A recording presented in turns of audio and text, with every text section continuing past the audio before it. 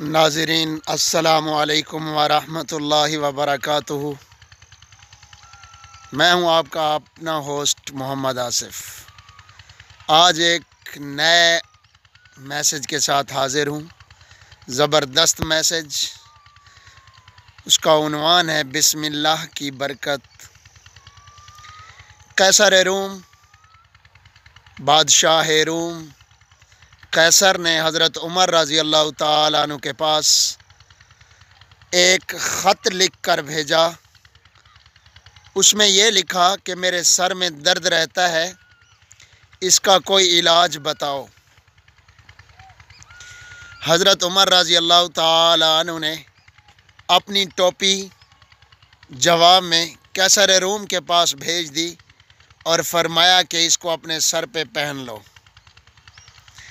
कैसर room जब उस टोपी को पहनता था तो सर का दर्द ख़त्म हो जाता, और जब वो उस टोपी को उतारता तो दोबारा सर दर्द शुरू हो जाता था।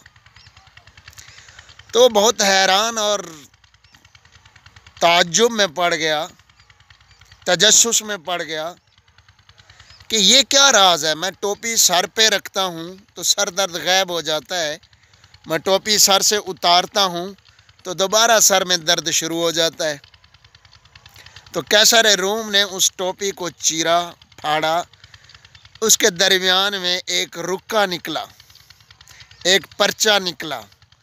उस पर्चे में बिस्मिल्लाहिर्रहमानिर्रहीम लिखा हुआ था, इससे ज़्यादा कुछ नहीं लिखा था, सिर्फ बिस्मिल्लाहिर्रहमानिर्रहीम लिखा हुआ था। या अल्लाह के नाम की इतनी बरकत कि कैसर रूम कहने लगा, जब कुरान मजीद के कलामुल्लाह की एक आयत में इतनी शिफा है तो सारे कलाम पाक में, कुरान मजीद में किस दर्जा शिफा होगी। अल्लाह ताला ने फरमाया वनुनज़्ज़िलुल कुरान मा हुआ शिफ़ाउन व रहमतुल लिल मुमिनीन। हमने कुरान करीम को उतारा मोमिनीन के लिए रहमत और शिफा बनाकर।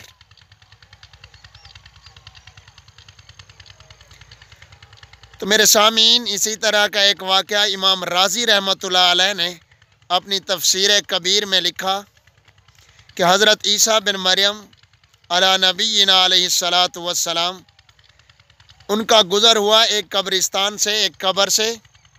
उस कब्र में मैयत को अज़ाब कब्र हो रहा था, तो हज़रत ईसा बिन मरियम चुप करके चले गए।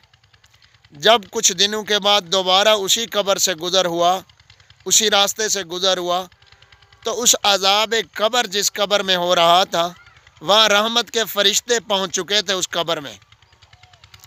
अब उस कब्र वाले से अज़ाब कब्र टल चुका था, रहमत के फ़रिश्ते वहाँ मौजूद थे। तो हज़रत ईसा बिन मरियम ने अल्लाह ताला से अर्ज़ किया, या अल्लाह जल्ला जलालहू, इसमें क्या राज है कि जब मैं यहाँ से गुज़रा था कुछ दिन पहले तो यहाँ अज़ाब कब्र हो रहा था मैयत को, और अब जब मैं वापसी आया हूँ तो अज़ाब कब्र दूर हो चुका है मैयत से। तो हज़रत ईसा बिन मरियम फरमाते हैं, अल्लाह ताला ने मुझे फरमाया कि ये मेरा बंदा जो कब्र के अंदर है, ये गुनाहगार आदमी था, इस वजह से इसको अज़ाब कब्र दिया जा रहा था। और जब ये दुनिया छोड़ के आया तो इसकी घर वाली, इसकी बीवी पेट के साथ थी, उसके पेट में बच्चा था, वो बच्चा पैदा हुआ। उसके बाद उस बच्चे को मदरसे में, मकतब में भेजा गया। उस बच्चे को जब उस्ताद ने पहले दिन बिस्मिल्लाहिर्रहमानिर्रहीम पढ़ाया तो उस दिन से अल्लाह ताला ने फरमाया, मुझे हया आ गई कि मेरे बंदे का बेटा मेरा नाम ले रहा हो ज़मीन में, और मैं अपने बंदे को ज़मीन के अंदर अज़ाब दूँ। तब से ये रहमत के फ़रिश्ते इस कब्र में मौजूद हैं और रहमत की बरसात हो रही है। मेरे दोस्तों, इस मैसेज से हमें क्या सबक मिलता है?